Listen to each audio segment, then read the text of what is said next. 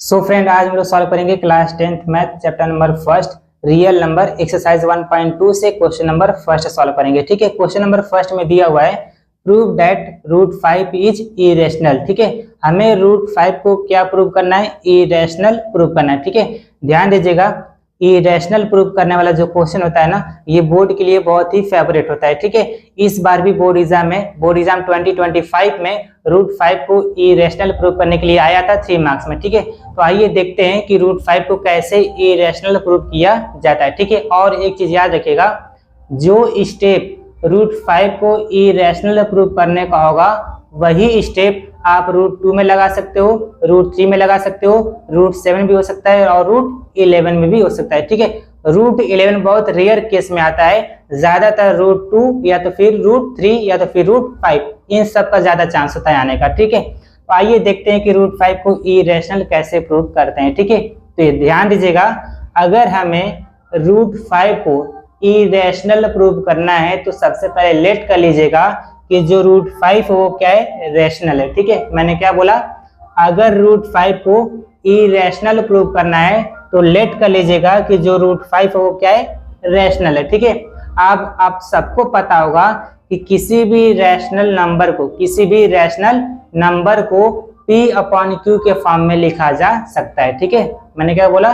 किसी भी rational number को P/Q के फॉर्म में लिखा जा सकता है। ठीक है, तो ध्यान दीजिएगा, अगर मैंने रूट 5 को रैशनल नंबर मान लिया, यानी कि रैशनल मान लिया, तो क्या मैं रूट 5 को A/B के फॉर्म में नहीं लिख सकता हूँ? यहाँ पे means root 5 is equal to में A/B। अब A/B करिए चाहे P/Q करिए, कोई दिक्कत वाली बात नहीं है। ठीक है, इसको मैं थोड़ा सा अच्छे से लिख देता हूँ यहाँ पर A/B। ठीक है, रीजन यहाँ पर देंगे where A and B are को प्राइम।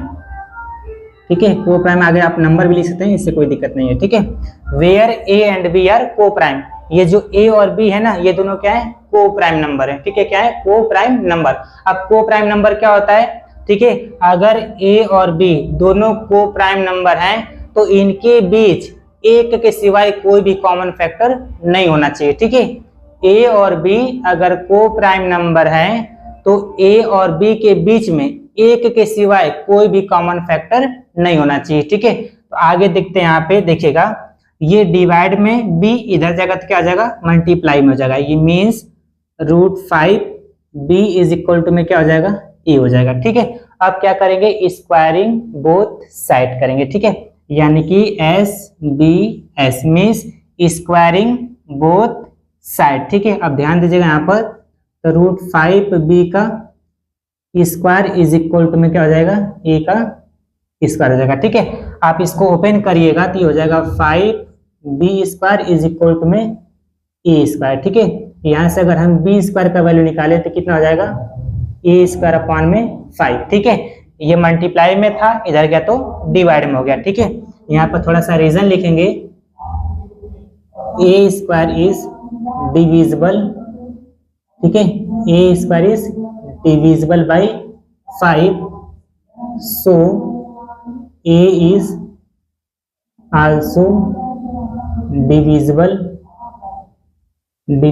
by 5। ठीक है, अगर A स्क्वायर 5 से डिविजिबल है तो जो A होगा ना वो भी 5 से डिविजिबल होगा। फॉर एग्जाम्पल की अगर बात करें तो देखिएगा, अगर 5 का स्क्वायर 5 से डिविजिबल है, ठीक है, देखिएगा 5 का स्क्वायर हो जाएगा 25 और अपॉन में कितना है? 5, यानी कि जो 5 का स्क्वायर है 25 वो क्या है? 5 से डिविजिबल है। अगर मैं यही स्क्वायर ना करूं, केवल 5 करूं, तो 5 भी तो 5 से डिविजिबल होगा ना, तो वो इसी का मतलब यहाँ पर भी है A स्क्वायर जो है वो अगर 5 से डिविजिबल है तो जो केवल A होगा ना वो भी 5 से डिविजिबल होगा। ठीक है, इसको लेट कर लेते हैं क्या? Equation number first. ठीक है, अब ध्यान दीजिएगा, यहाँ पर A का फैक्टर कितना है? 5। A का जो फैक्टर है वो कितना है? यहाँ पर 5 है, तो यहाँ पर लेट कर लेंगे, let A is equal to में 5C। ठीक है, रीजन यहाँ पर देंगे where C is any integer, where C is any integer। ठीक है, अब यहाँ पे पुट करेंगे, put a is equal to में 5c इन इक्वेशन फर्स्ट। ठीक है, a इज इक्वल टू में 5c, इसको क्या करेंगे, इक्वेशन नंबर फर्स्ट में पुट करेंगे। ठीक है, आगे मैं यहाँ पे सॉल्व करता हूँ, ध्यान दीजिएगा। तो देखिएगा इक्वेशन नंबर फर्स्ट क्या है यहाँ पर, B square is equal to में ए स्क्वायर अपॉन में 5। ठीक है, यही हमारा इक्वेशन नंबर फर्स्ट है। ठीक, अब ध्यान दीजिएगा यहाँ पे ये हो जाएगा B square is equal to में ए के स्थान पे क्या रखेंगे 5c, और 5c का क्या हो जाएगा स्क्वायर, और अपॉन में कितना है 5 है। ठीक है, तो B square is equal to में 5c का जब स्क्वायर करेंगे तो ये हो जाएगा 25c स्क्वायर, और अपॉन में कितना है 5 है। ठीक है, आप 5 से इसको कैंसिल करिएगा तो हो जाएगा B square is equal to में 5c स्क्वायर हो जाएगा। ठीक है, इसी को अगर मैं थोड़ा सा सीधा करके लिखूं तो हो जाएगा 5c square is equal to में बी स्क्वायर, अगर यहाँ से c स्क्वायर का वैल्यू निकालेंगे तो क्या आ जाएगा बी स्क्वायर अपॉन में 5 हो जाएगा। ठीक है, मल्टीप्लाई में था, उधर गया तो डिवाइड हो गया। ठीक है, यहाँ पर रीजन देंगे, यहाँ पर B square is divisible, B square is divisible by 5, so b is also divisible by 5। ठीक है, इसको लेट कर लेंगे क्या, इक्वेशन नंबर सेकेंड। ठीक है, देखिए थोड़ा सा राइटिंग बोर्ड पे सही नहीं है। ठीक है, आप लोग स्पेलिंग थोड़ा सा ध्यान से देखिएगा यहाँ पे। ठीक है, इक्वेशन नंबर फर्स्ट और सेकेंड में थोड़ा सा ध्यान दीजिएगा यहाँ पर। तो जो a का यहाँ पर फैक्टर है ना वो कितना यहाँ पर 5 है, और यहाँ पर जो b का फैक्टर है वो कितना यहाँ पर 5 है, यानी कि a और b दोनों का जो फैक्टर है ना वो कितना है 5 है। ठीक है, और ध्यान दीजिएगा मैंने a और b को क्या माना था, को प्राइम, मैंने a और b को क्या माना था, को प्राइम। इसका मतलब है कि a और b एक के सिवाय इनका और कोई कॉमन फैक्टर नहीं होना चाहिए था। ठीक है, अगर a और b दोनों को प्राइम नंबर थे तो एक के सिवाय इनका कोई भी कॉमन फैक्टर नहीं होना चाहिए था। तो यहाँ पर दोनों का तो कॉमन फैक्टर 5 ही आ रहा है ना, a का भी 5 है, b का भी 5 है। ऐसा क्यों हो रहा है, क्योंकि हमने √5 को क्या मान लिया था, रैशनल नंबर मान लिया था। ठीक है, तो बस इसी लैंग्वेज को हम लोग क्या करेंगे, सेंटेंस बना करके लिख देंगे। ठीक है, आइए थोड़ा सेंटेंस बना के देखते हैं। यहाँ पे इसको मैं थोड़ा सा इरेज करता हूँ यहाँ पे। ठीक है,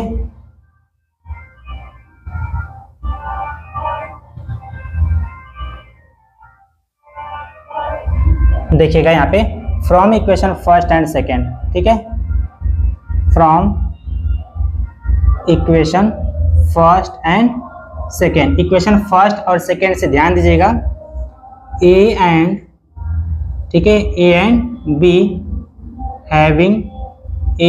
हैविंग कॉमन फैक्टर 5। ठीक है, a और b दोनों का जो कॉमन फैक्टर ना वो कितना है 5 है। ठीक है, बट दिस कॉन्ट्राडिक्ट, ठीक है, but this contradict the fact that a and b have no common factor other, ठीक है, other than 1। ठीक है, अगर a और b दोनों क्या थे, को प्राइम थे, तो इनका एक के सिवाय कोई भी कॉमन फैक्टर नहीं होना चाहिए था। ठीक है, लेकिन यहाँ पर a और b दोनों का जो कॉमन फैक्टर है वो कितना था, 5 था। आना तो एक चाहिए था ना, लेकिन आया कितना, 5। ऐसा क्यों हो रहा है, क्योंकि हमने √5 को क्या मान लिया था, रैशनल नंबर मान लिया था। ठीक है, बस 2 लाइन और लिखेंगे यहाँ पे, इसको मैं थोड़ा सा इरेज करता हूँ यहाँ पे। ठीक है, यहाँ पे लिखेंगे so this contradiction, ठीक है, so this contradiction